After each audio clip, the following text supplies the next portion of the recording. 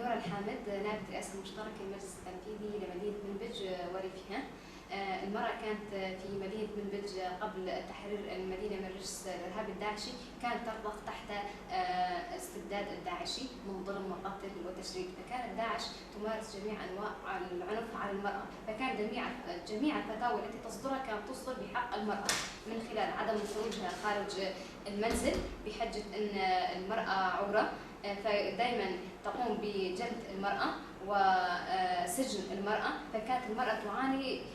من قسوة داعش وظلمهم عليها، فكانت المرأة أيضا غير الأمور التي تمارس بحق المرأة كانت تمارس أيضا بعض الأمور بحق أطفالها وزوجها، فكان الزوج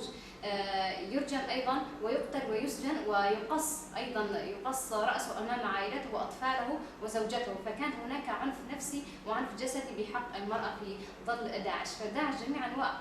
وأساليب العنف مارستها بحق المرأة. فأيضا كان الأطفال في سن 15 سنة ومن 10 سنين إلى 15 سنة بهذه الفترة أيضا كانت داعش تمارس بحقهم أنواع التعذيب، فكانت المرأة تعاني في هذه الفترة من العنف، الخوف على زوجها وأطفالها، وأيضا كانت هي تعاني من هذا العنف أيضا. عندما كانت المرأة تخرج كانت تعاقب بالجلد، كانت تعاقب بالشتم، كانت أيضا تسجن بحجة أنها مخالفة للشرائع. ابتسام عبد القادر الناطقة باسم مجلس المرأة في منبج وريفها. المرأة وجودها بعد مضي 4 سنوات من تحرير مدينة منبج من تنظيم داعش الإرهابي الذي مارس أبشع أنواع العنف والاضطهاد ضد المرأة، فكانت تحرير مدينة منبج هو نقلة نوعية بالنسبة للمرأة نحو طريق الحرية والتحرر، فهناك بدأت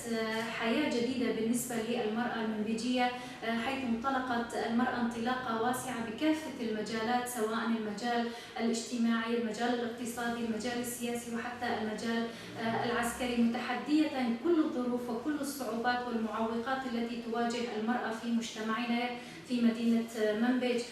سواء حكم العادات والتقاليد البالية التي يتمسك بها مجتمعنا والتسلط الذهنية الذكورية التي تهمش وجود المرأة في الحياة وفي المجتمع، لكن المرأة بإرادة قوية